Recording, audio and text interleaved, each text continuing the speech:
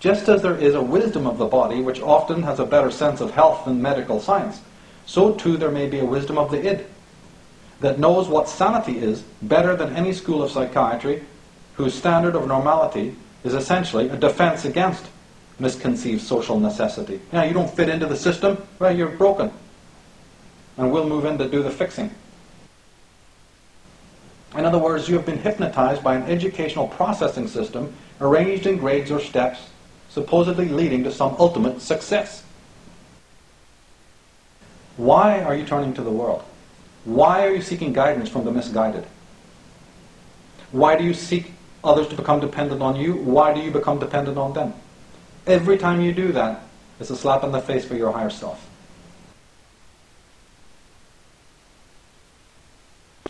The whole remedy of life is to enter into dialogue with yourself, a conversation. You speak to yourself in the street today, what will happen to you? You know that Beethoven had that dialogue with himself, so did Rilke, so did Rodin, so did Mozart, so did Dali, so did Magritte.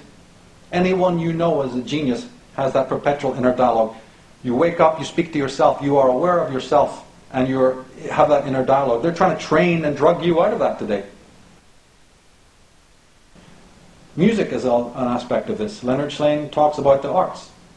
The ability of species to generate and respond to music is one of the great unexplained mysteries of nature. Apparently, appreciation of music is built into the genetic foundation of all higher life forms. In humans, perfect pitch seems to be encoded somewhere within the strands of DNA. If the fittest do need to survive, then how does the ability to sing in key or keep time to rhythm complement or enhance that survival? The answer is simply, you're not here only to survive. That's why you have that encoding. He says consciousness is destroyed in death, to be sure, but that which has been producing it by no means is destroyed. Other works.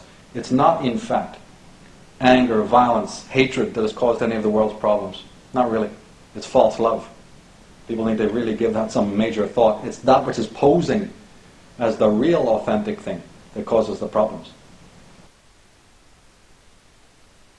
It has been used as a disguise under which to force people into sacrificing their own happiness, into submitting their whole self to those who profited from this surrender. You know, what's done under the name of love is so corrupt. As Krishnamurti said, it is no measure of health to be well adjusted to a profoundly sick society. But as a matter of fact, there are two demons that stand between you and the road of selfhood or the road of truth. Two demons, and one is the internal adversary. You have the external adversary to fend off and become aware of and study and disempower, but you also have this thing inside yourself. I think that if you live in this world, being a self is almost considered a disease. As a matter of fact, it is. The search for your own selfhood has become the ultimate disease. So everything else that leads you away from selfhood has been endorsed by the world. If your thinking has identified with the master, then your own development and progress is stunted and arrested. Isn't it almost a paradox to believe that you could run out then in the social world and bring down this other higher pestilence? It's a reciprocal relationship between your own mind and your own thought patterns and your own strength or lack of it, and what is going on in the social domain. The problem. As we said, the door to truth is narrower than you think. We are entrapped in a maze, in a web. And the strange thing about that web is that the more that you try to escape from it, the tighter it becomes. We're strangling ourselves often by our very attempts to be free. We've already stated, we are young. This trauma happened recently, so we're still in the early stages. We have to be very forgiving and very compassionate with ourselves and realize that we're making great progress, and greater progress will be done.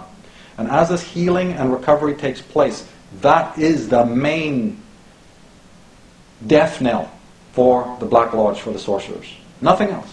You can run around with your political placards as much as you like. They're not even worried about that. Ignorance is the mother of all evil. The very fact that they use the checkered floor, the black and white squares of the checkerboard, the chessboard, is emphasizing the conflict between ignorance and knowledge. That's what the war is all about. Didn't Socrates say that the greatest good is knowledge, the greatest evil ignorance?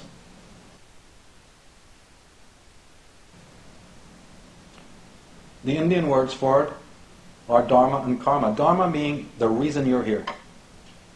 Not the reason your mother wanted you to be born and daddy thinks you're going to carry on his name and the uncle wants you to follow in his business and everything and all this nonsense.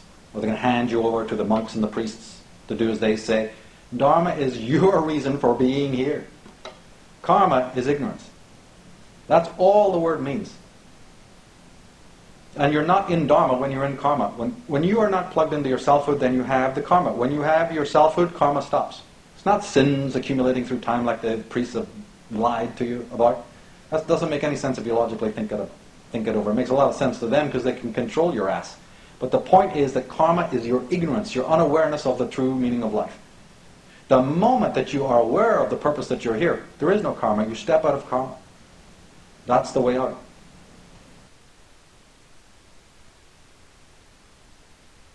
Vernon Howard, the American teacher and philosopher, said that human sickness is so severe that few can bear to look at it.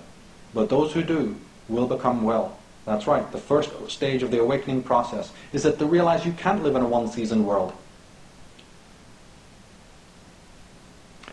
So in my work, I'm not that interested or concerned, you see, with all of these different, the social reform where one tyrant replaces another tyrant. We've had that. I think we should be all waking up to that, how unsustainable that is. I'm looking at this reform within, the psychological reform of how unbelievably violent we are to ourselves. We get distracted with the external violence, and that will be handled, and it needs to be looked at. But we are infinitely violent with ourselves, infinitely masochistic and self-sadistic. And it's that kind of creature that then breeds it all throughout the world in its other forms and permutations.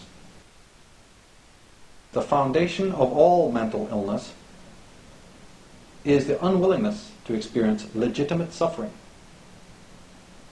That kind of sounds weird until you realize that there's a whole tradition of it through the mythologies and the great peoples of the world. Base their entire pantheons and seek and search for enlightenment on that very statement. So what we're talking about was literally the bedrock of all of the theologies of the ancient world before it got corrupted.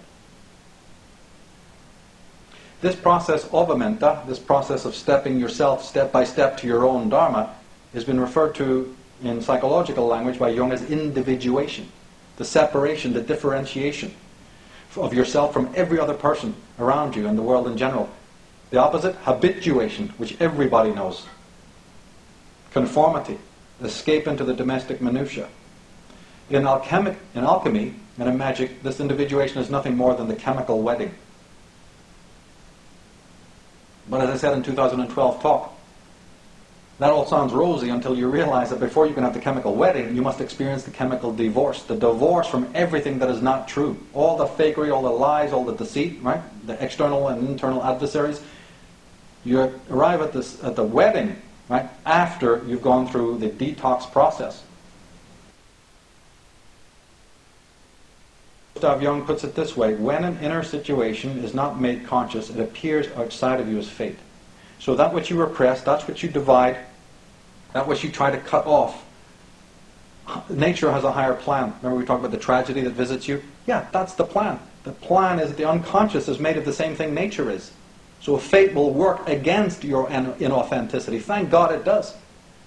I wish it didn't come in the form of pain and tragedy and sorrow. But it does. Therefore we have to then enter into a new relationship with those dark guardians. Or continue resisting it, which continues the repression, which continues the fate. An endless circle, you see, of problems. He goes on to say, the more perfect civilization is, the less occasion it has for government. Because you're self-governed. What do you need leaders for? Benjamin Franklin said it in this way. He said, only a virtuous people are capable of freedom. As nations become corrupt and vicious, they have more need of masters.